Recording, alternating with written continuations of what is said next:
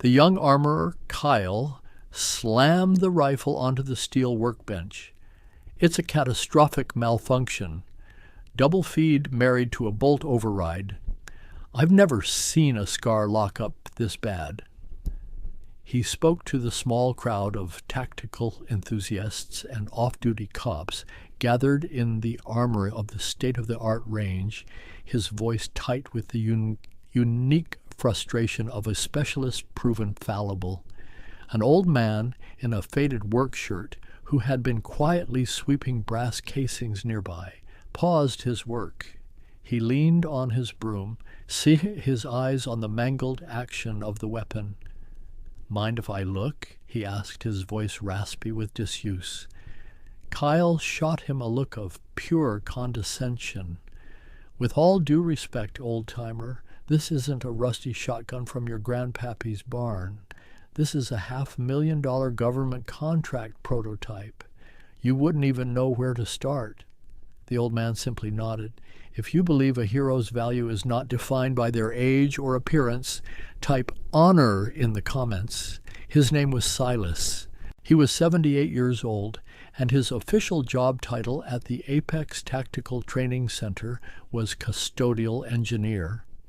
It was a fancy name for a janitor, a fact that brought a dry, invisible smile to his lips whenever he read it on his time card.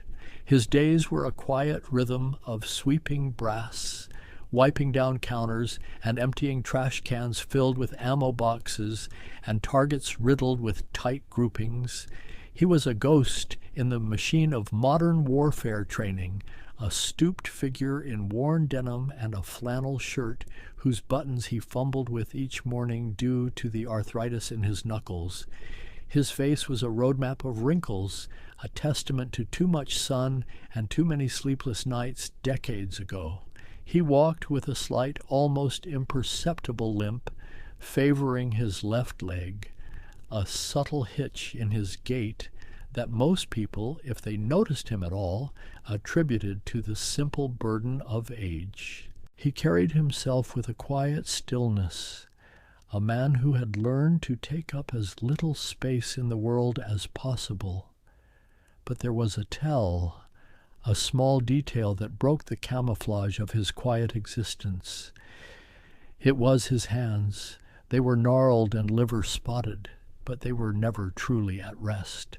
His right thumb constantly, subconsciously, rubbed a small calloused patch on the side of his index finger, a motion as ingrained and natural as breathing.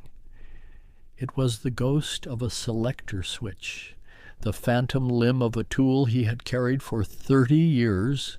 No one ever noticed. They saw a janitor, a relic, a man waiting out the clock. They didn't see the eyes that missed nothing, the way he could diagnose a shooter's flinch from across the range, or the fact that the tremor in his hands wasn't from age, but from a deep cellular memory of controlled violence. But what none of them knew, not the arrogant armorer, not the bystanders, not even the man recording on his phone, was that this quiet Tuesday was about to become the most important day of their lives because of the old man leaning on a broom. The armory at Apex was a temple of tactical cool. It smelled of CLP gun oil, ozone from the ultrasonic cleaner, and the faint, sharp scent of freshly brewed coffee. The walls were lined with pegboards holding every conceivable firearm, from tricked-out Glocks to long-range precision rifles that cost more than a new car. Fluorescent lights hummed overhead, gleaming on the polished concrete floor and the stainless steel workbenches. It was a place of competence, of certifications framed on the wall, of young, confident men like Kyle, who spoke in a rapid-fire language of muzzled velocities and MOA. Today, that competence had hit a wall. The rifle in question was a new variant of the FN SCAR, sent here for testing and evaluation. During a high round count stress test, it had failed in a way that was both spectacular and baffling. A live round was wedged halfway into the chamber. Another was crushed beneath the bolt carrier group, and the charging handle was locked solid, refusing to budge. It was a puzzle box from hell. Kyle had been working on it for an hour. He had tried mortaring it, prying at the bolt with a brass tool, and cursing at it in 3 languages he'd learned from online gaming. The small crowd that had gathered was a mix of curiosity and schadenfreude. Watching the resident expert fail was a unique form of range entertainment. It was into this tableau of frustrated expertise that Silas had drifted, his broom pushing a slow tide of spent brass before him. He moved with an economy of motion that was almost hypnotic, a man who had performed the same task thousands of times. He hadn't intended to stop, but the specific angle of the mangled brass in the ejection port had caught his eye. Hot! It was a familiar shape, a metal signature he hadn't seen in person in over 20 years. It was a problem he recognized. 300 miles away, in a quiet office with a single flag in the corner, a man in a crisp army uniform picked up a secure phone. He listened for exactly 4 seconds, his entire posture changing. Then he grabbed his keys and a worn leather satchel, walking out of his office without telling his aide where he was going. He just had to go. The conflict began not with a bang, but with a sneer. "Look, Pops, I appreciate the offer, but we have procedures here," Kyle said, turning his back on Silas to address his audience. "This is a sensitive piece of equipment. I'm the only one here certified by the manufacturer to even work on it."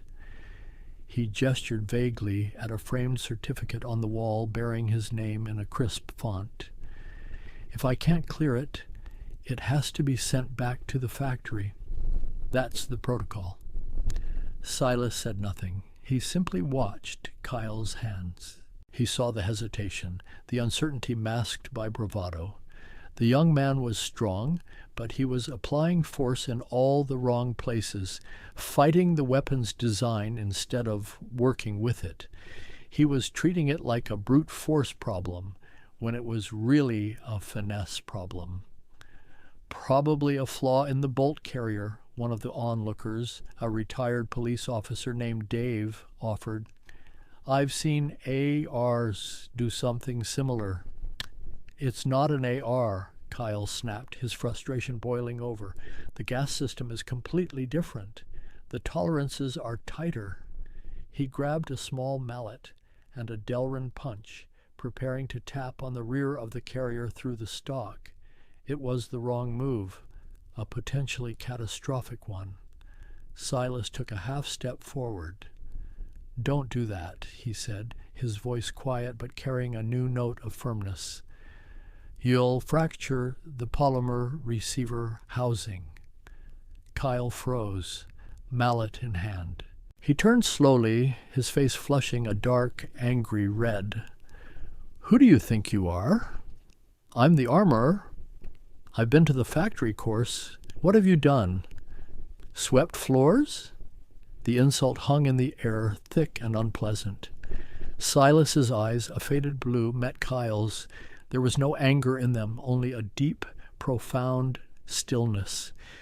"I've seen this jam before," he said, the words simple and unadorned. "On the prototype, in a sandstorm, 1998. The specificity of the statement gave everyone pause. It wasn't a vague claim. It was a precise memory. For a fleeting second, Kyle's arrogance wavered, replaced by a flicker of confusion.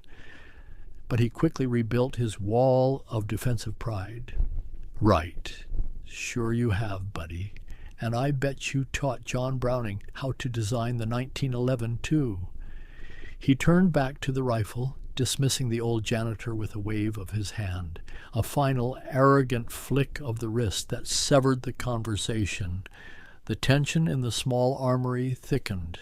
Kyle, stung by the old man's quiet certainty and his own public failure, redoubled his efforts. He was no longer just trying to fix the rifle. He was trying to prove a point. He set aside the mallet, chastened by the old man's warning, but his pride wouldn't let him stop. He tried to use a set of dental picks to hook the rim of the trapped cartridge, a delicate operation that his shaking, angry hands were not suited for. The pick slipped, scratching a long, ugly gash into the anodized finish of the upper receiver. A collective wince went through the small crowd. That was a mark that wouldn't buff out. "Damn it," Kyle muttered, throwing the pick onto the bench. He was sweating now, the bright overhead lights making his forehead shine. The confident, cocky armorer was gone, replaced by a flustered kid in way over his head.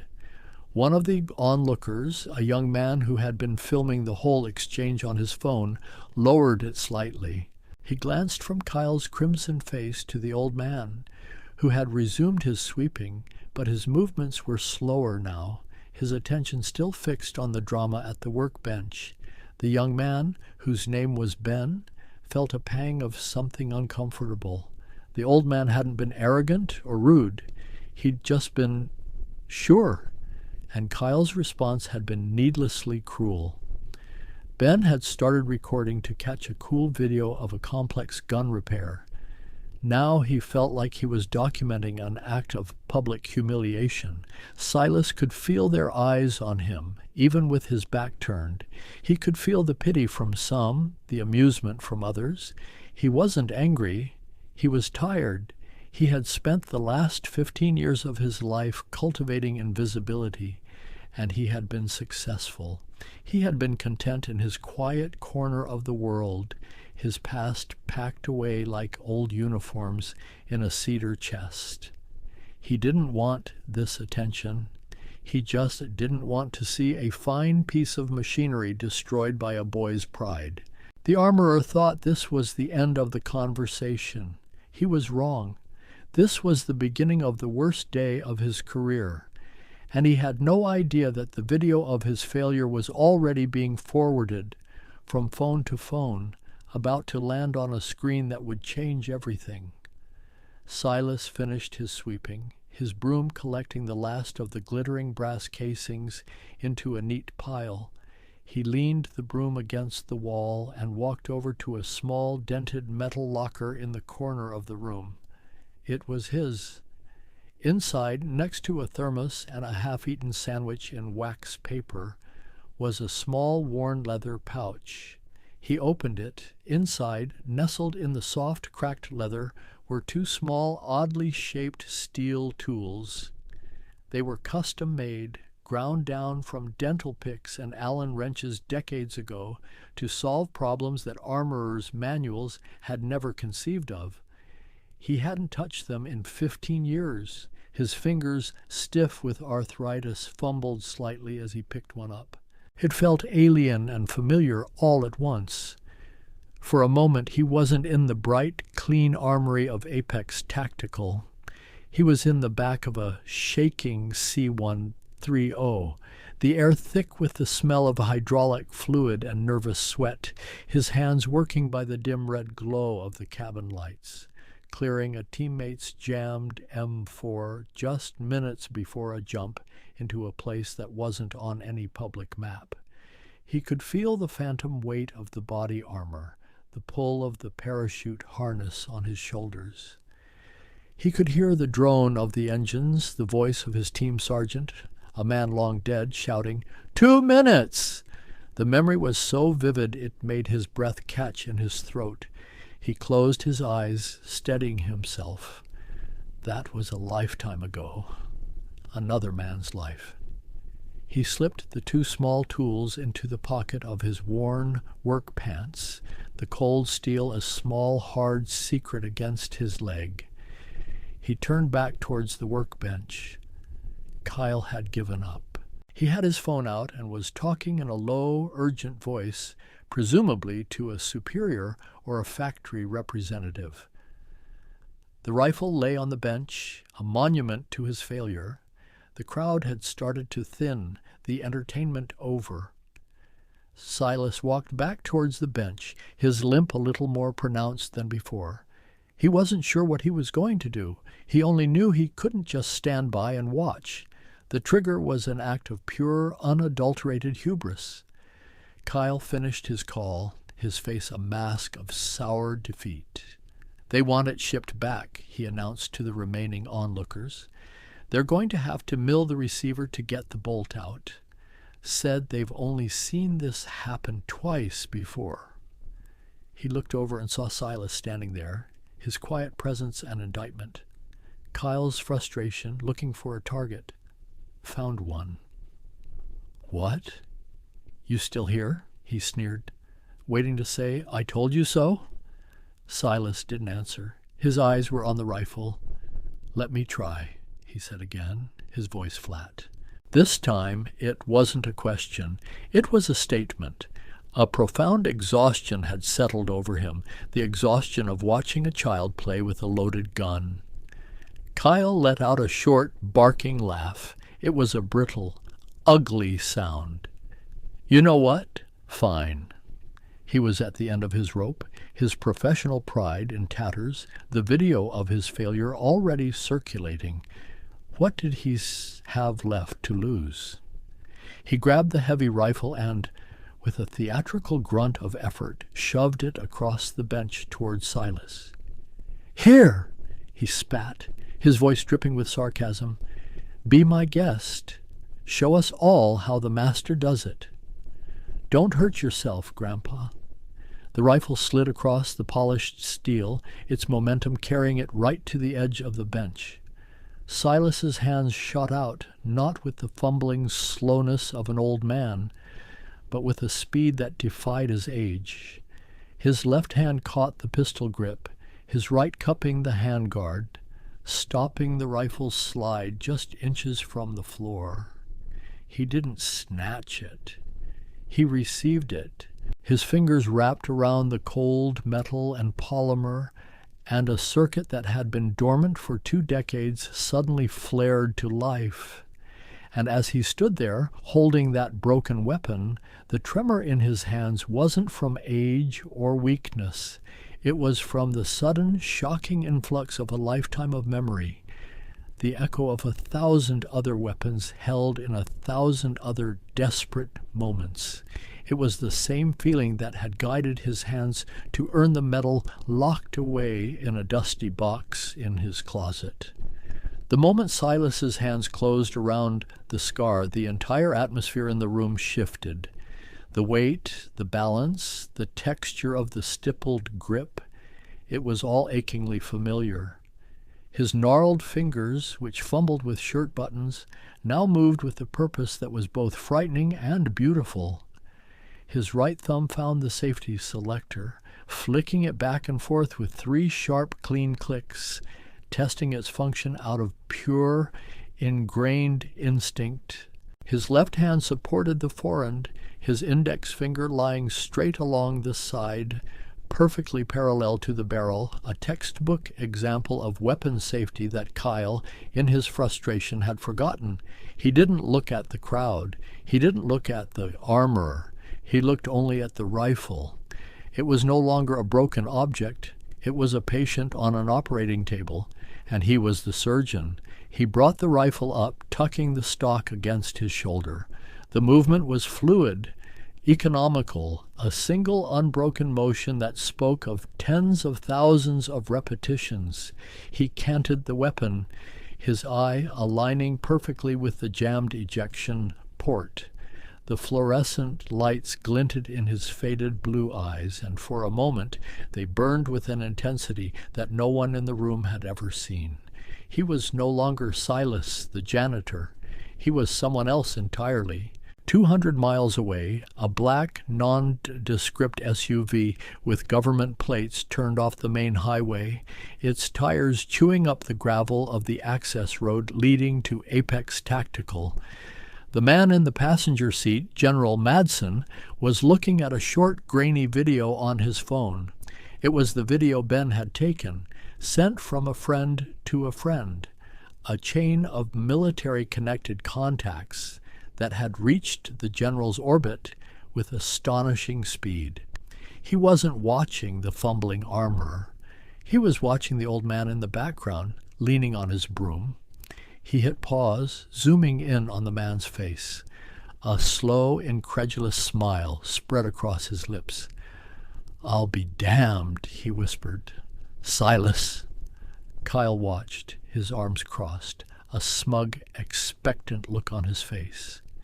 He was waiting for the old man to fail, to fumble with the unfamiliar controls, to give up and prove him right. The others, Dave, the retired cop, and Ben with his phone, watched with a different kind of anticipation. They sensed they were on the verge of something extraordinary. Silas ignored them all. His world had shrunk to the space between his eyes and the jammed action of the rifle. He pulled the two small custom tools from his pocket. He didn't look at them. His fingers knew them by feel. With one tool, a thin, hooked piece of steel, he reached into the ejection port. He wasn't prying or forcing. He was probing, his touch as delicate as a surgeon's. He hooked the rim of the top, unchambered cartridge, the one Kyle had been fighting. Instead of pulling it back, he pushed it forward, a counterintuitive move that used the tension of the bolt carrier to his advantage. There was a faint click. The cartridge shifted a single crucial millimeter. "What's he doing?" Kyle muttered, leaning forward despite himself. "That's not—" "Shut up," Dave said, his voice a low growl. He didn't take his eyes off the old man's hands. Silas now used the second tool, a thin, flat-headed bar. He slid it between the bolt carrier and the inside of the receiver wall. He wasn't prying. He was creating a sliver of space, releasing a pressure point Kyle hadn't even known existed. Then the magic happened. In a single, coordinated, lightning-fast series of movements that was too fast to properly follow, he did three things at once. He depressed the magazine release with his right index finger. He sharply twisted the rifle and slapped the base of the magazine with his left palm, using physics to dislodge it. Simultaneously, he pulled back on the charging handle, which now miraculously moved freely. The magazine dropped to the floor, the two mangled cartridges ejected in a spray of brass. The bolt slammed home on an empty chamber with a sharp, authoritative clack. The entire sequence took less than 2 seconds. Silence, a profound, ringing silence filled the room. Kyle stood frozen, his mouth slightly agape. His brain was still trying to process the blur of motion he had just witnessed. It was impossible. It was like watching a glacier move at the speed of a hummingbird. The sound of a heavy vehicle pulling into the parking lot outside went completely unnoticed by everyone in the room, their attention utterly captivated by the old man and the now perfectly clear rifle in his hands. Silas racked the charging handle 3 more times for good measure. Clack, clack, clack. The sound was clean, crisp, and perfect. He sighted down the barrel at a distant wall, his body falling into a classic shooting stance, a posture as natural to him as breathing. He flicked the safety selector back to safe, then lowered the weapon. He held it out, offering it to Kyle butt first, the universal sign of a safe and clear firearm. "It's clear," he said, his voice still quiet, but the rasp was gone, replaced by a smooth, calm authority. Kyle didn't take the rifle. He couldn't. His hands felt like they were made of lead. He stared at the weapon, then at the old man's face, then back at the 2 small, strange tools Silas was now slipping back into his pocket. It didn't make any sense.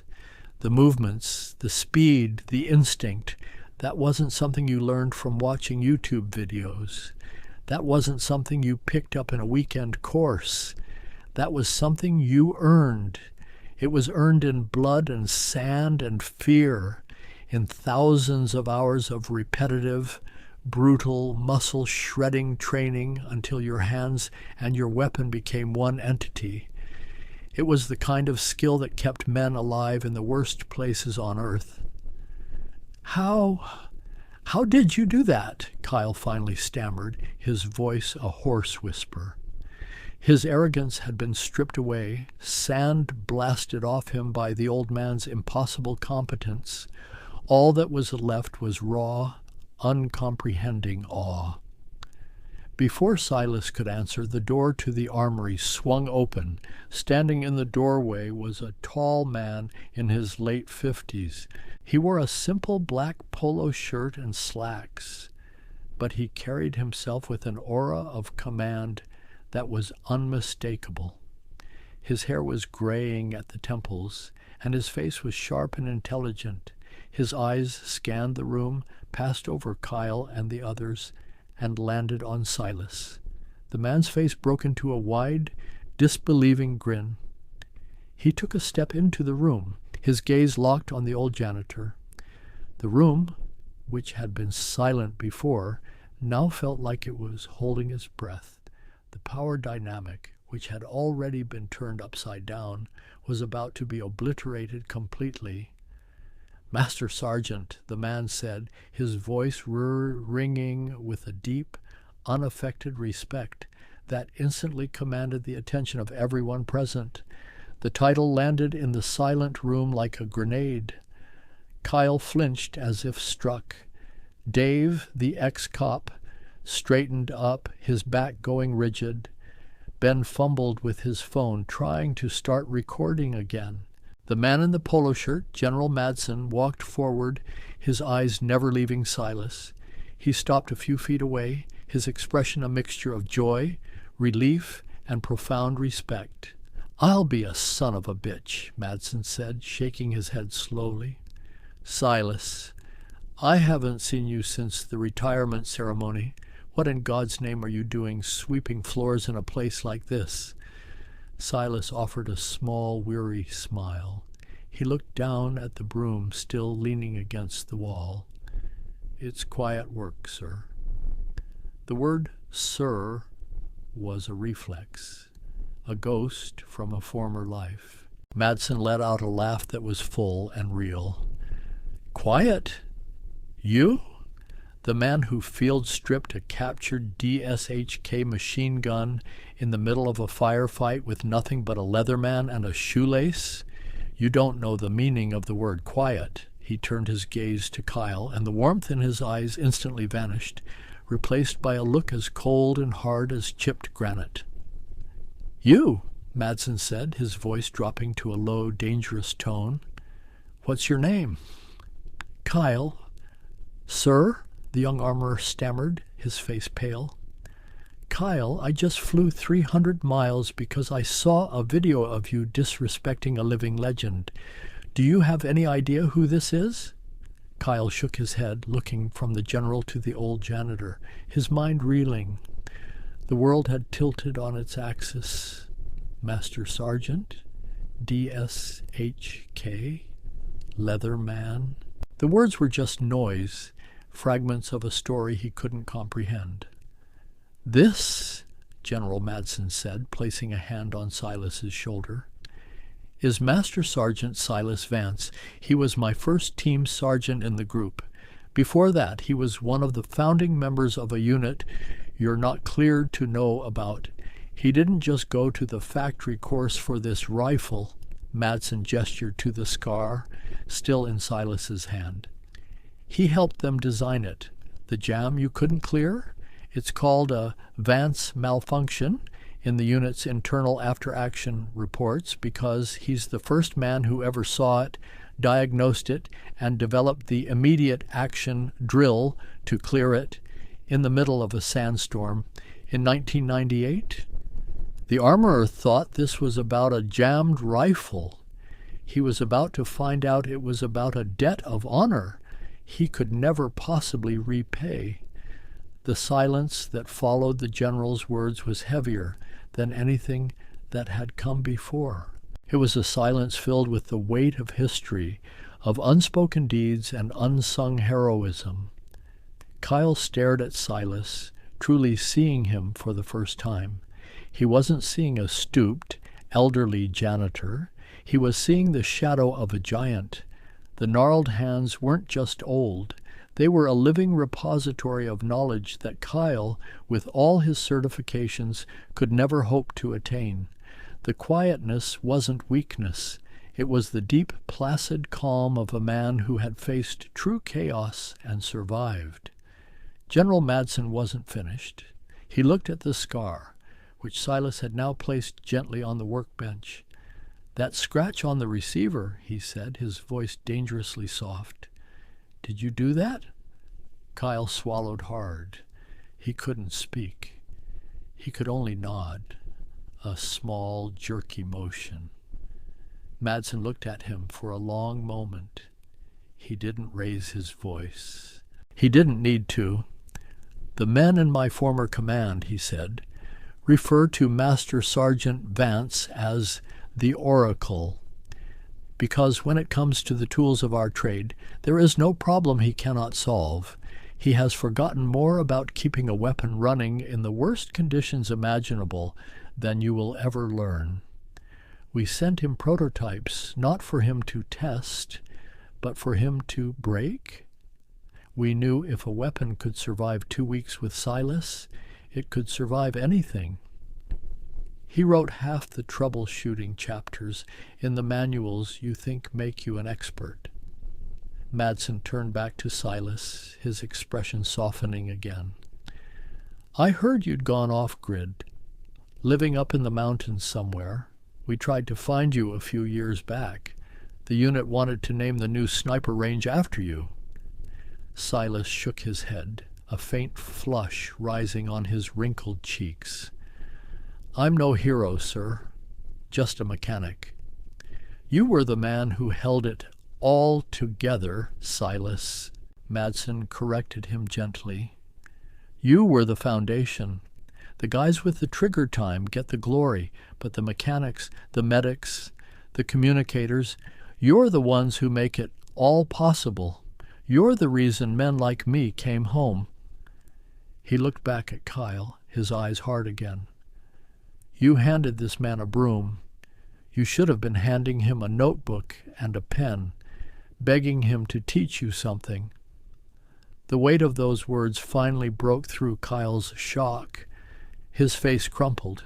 The arrogance, the pride, the defensive anger, it all dissolved, leaving behind a young man utterly and completely humbled. Tears welled in his eyes. I didn't know," he whispered. "I'm so sorry." The apology hung in the air, simple and raw. It wasn't an excuse, it was a confession of ignorance, of arrogance, of a profound failure of perception. Silas looked at the young man, at his pale, tear-streaked face, and saw not the smug armorer from an hour ago, but a scared kid who had just had his entire world dismantled in front of him. There was no triumph in Silas's heart, no feeling of vindication. There was only a familiar, weary sadness.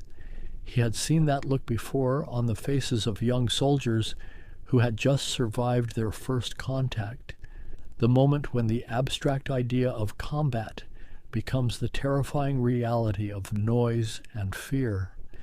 It was the look of someone who has just learned how much they don't know. Silas took a step forward and picked up the scar from the bench. He held it for a moment, then offered it again to Kyle, butt first. Kyle flinched back, as if the rifle were radioactive. "No, I can't," he mumbled. "Take it," Silas said. His voice was gentle, the voice of a grandfather, not a master sergeant. "It's a good weapon. You just have to listen to it." Kyle hesitated, then slowly, hesitantly, reached out and took the rifle. His hands trembled as they closed around the grip. He looked at Silas, his eyes full of 1,000 questions he didn't know how to ask. "How?" Kyle whispered. "How do you listen to it?" Silas tapped the side of the receiver with a single gnarled finger. You feel the vibration. Before it jams, the cycle speed changes. The harmonics are off. It's a feeling, not a sound. You can't learn it from a book. He looked at Kyle's hands, then at the rifle. Your hands are strong, but you fight the tool. You have to work with it. Let it do what it was designed to do. You're just there to guide it. Dave, the retired cop, cleared his throat. He looked at General Madsen. Sir, I think I speak for everyone when I say we're honored to have been here today. Ben, the young man with the phone, had stopped recording. He was just watching, his face a mask of awe. He knew he had captured something more important than a viral video. He had witnessed a lesson in humility, in respect, and in the quiet, hidden greatness that walks among us every day, completely unseen. The worst part of the disrespect hadn't been the words. For Silas, the worst part was the familiar, easy dismissal. It was a ghost he had lived with for 15 years, and today it had finally been laid to rest. The next few hours were a blur for Kyle. General Madsen took Silas to the small cafe at the front of the range, and the two of them sat at a small table talking for a long time. From a distance, Kyle watched them. He saw the general, a man who commanded thousands, lean forward, listening intently to the old janitor. He saw them laugh. He saw the general place a hand on Silas's arm, an expression of deep affection and camaraderie on his face. The owner of the range, a wealthy businessman named Mr. Thompson, had been called. He arrived in a panic, having received a call from a contact at the Pentagon. He approached Madsen and Silas's table, his face ashen, and offered a stuttering, profuse apology. Silas just nodded and said, "The floors were dirty." Later, Madsen and Thompson approached Kyle, who was still standing in the armory, trying to make sense of the day. "Kyle, Mr. Thompson began, his voice stern. "General Madsen has made a recommendation, and I agree with it." Kyle braced himself, certain he was about to be fired. "You're not losing your job," Madsen said, his tone even. "But your education is about to begin. Master Sergeant Vance has agreed, reluctantly, to stay on, not as a janitor. He's now our master armorer and senior tactical advisor. His salary will be triple yours." Kyle's eyes widened. "And you," Madsen continued, "will be his apprentice. You will report to him. You will listen to him. You will learn from him. You will sweep the brass, and you will clean the toilets if he tells you to, and you will thank him every day for the opportunity. Am I clear?" "Yes, sir," Kyle said, his voice thick with emotion. It was a punishment, but it felt like a gift. It was the most profound second chance he could ever imagine. That afternoon, Silas, wearing a new polo shirt with the Apex logo and Master Armorer embroidered on it, stood before the same workbench. Kyle stood beside him, holding a notebook and a pen. The scar was disassembled on the bench, its parts laid out in perfect order. "All right," Silas said, picking up the bolt carrier group.